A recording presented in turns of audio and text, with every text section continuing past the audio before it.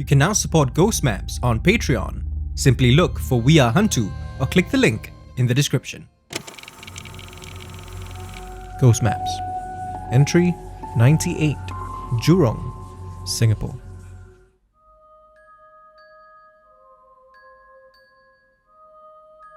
Father Aloysius gets up from his seat and tells me that he has to get going.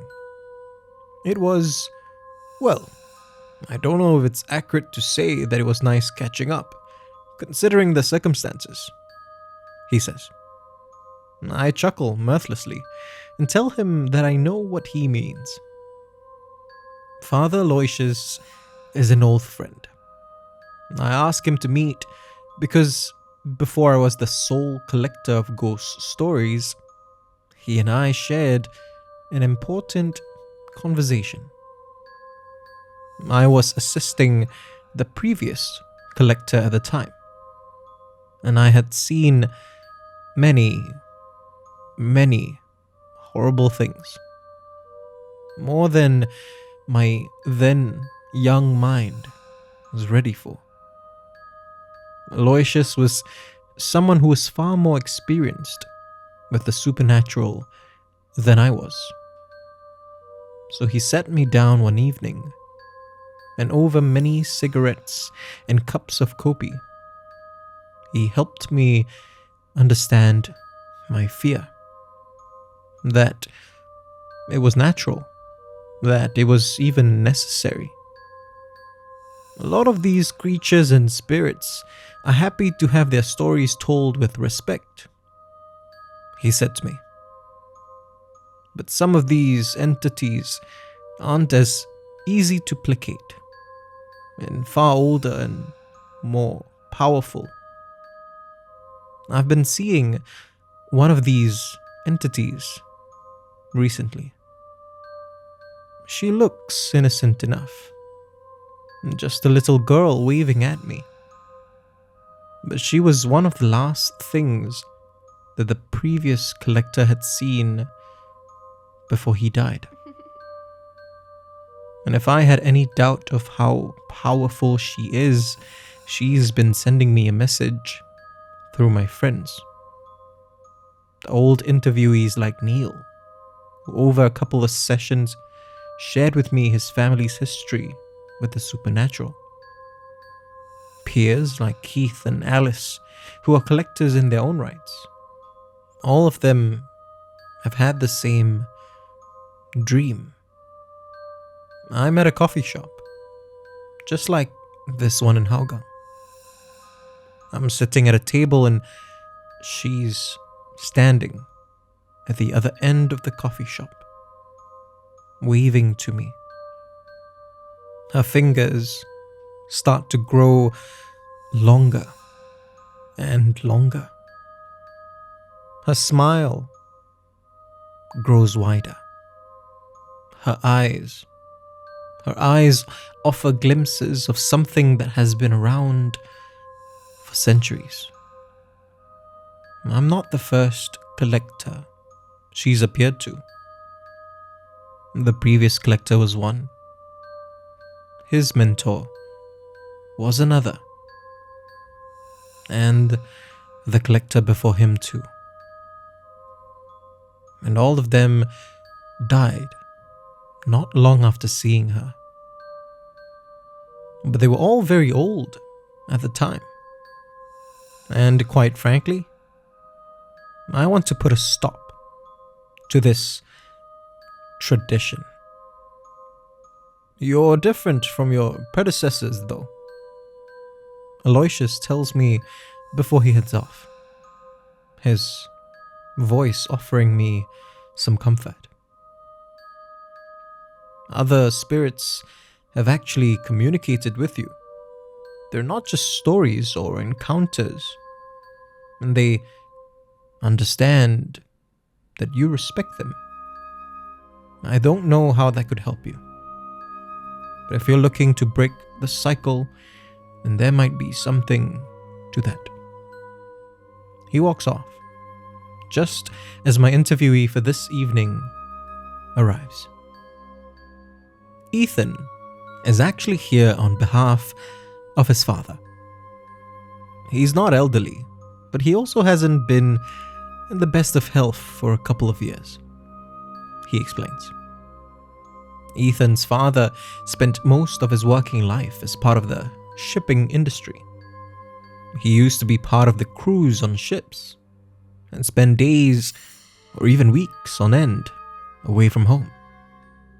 Ethan smiles when he thinks about how, no matter how long his father was gone, he'd always return with a souvenir for him. When his health deteriorated, though, he transferred over to the port, where he worked until he retired. He says, "The story his father wanted to share with me, however, took place while he was still part of the ship's crews."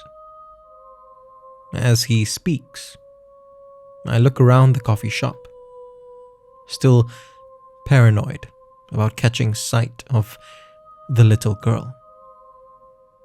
When I don't see her around, I switch my recorder on and ask Ethan to start from the beginning.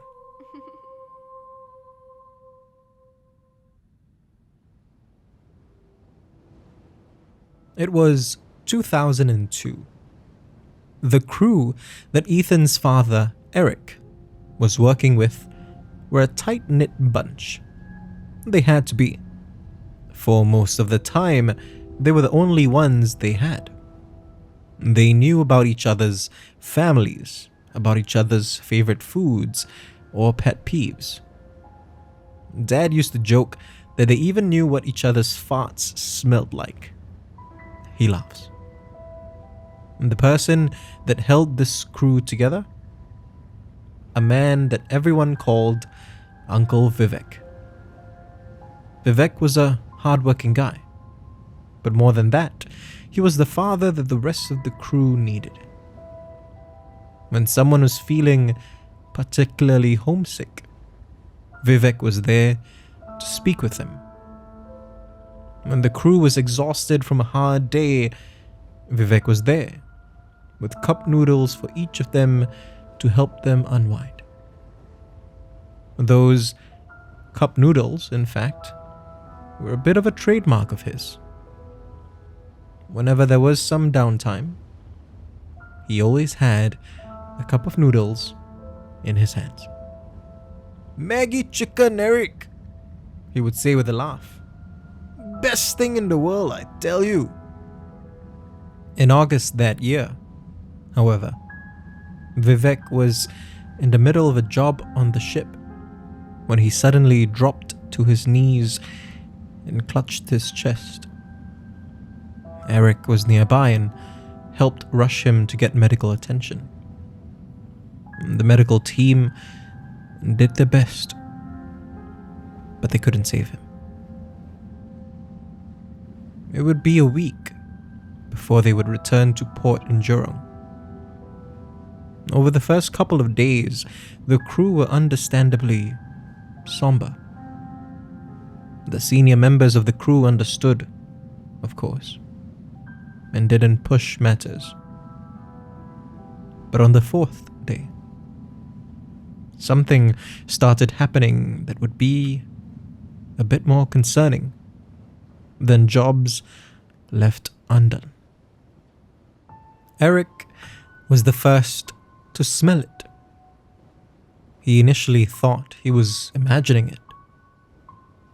It didn't help that he was alone in the bunks at the time, discreetly catching a quick afternoon nap. But when his colleague entered the bunk and stopped suddenly in his tracks, Eric knew that it wasn't just him.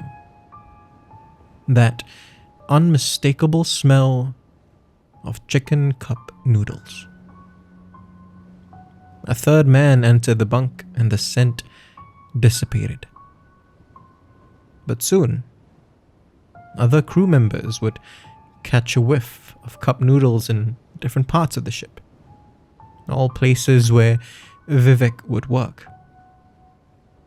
By the night, before they were scheduled to arrive at Jurong, pretty much everyone had smelled it.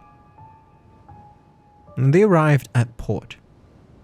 Eric and a couple of other crew members offered to help carry Vivek's body out of the ship.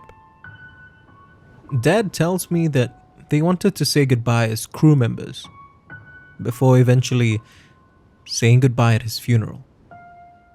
Ethan says, after saying a few words each over the body bag which held Vivek, Eric and his fellow crew members gripped the bag, but could not lift up the body. It seemed odd, but not that unusual to them at first. Maybe Vivek was deceptively heavier than they thought. More crew members happily volunteered to help. But no matter how many men tried, they could not lift up the body bag. One of the medical team fetched a senior member and told him what was going on. The man was particularly religious and started to pray over the body. He ended his prayer, though, with a message to Vivek. "It's okay, Uncle Vivek. We'll be fine. Go home." The men tried again and were visibly shocked by how easily they could lift him up now.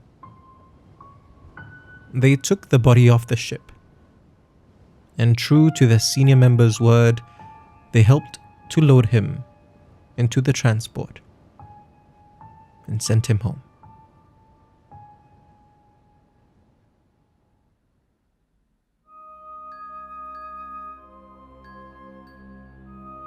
I know it's not exactly the scariest incident, Ethan says with a shrug. I assure Ethan that I don't collect frights. I collect stories. And his father's is a beautiful one. Ethan smiles, thanks me for listening, and heads off. As I watch him walk off, however, I notice that he passes by a queue of patrons lining up to order noodles. And there, just to the side of that queue, is the little girl again. Once more, she waves at me, and I finally notice how long her fingers are. Someone in the queue turns around and obscures her from my view. When they turn back, she's gone again. I think back to Father Aloysius's words from earlier, and I think I know what to do. If you want to discover more of Southeast Asia's other side, subscribe now and follow us on social media. You can also be one of our supporters on Patreon. Look for We Are HANTU or click the links in the description. Ghost Maps is a HANTU production, created by Kyle Ong and Wayne Ray, with art direction by Jolene Lim, and recorded on Audio Technica mics.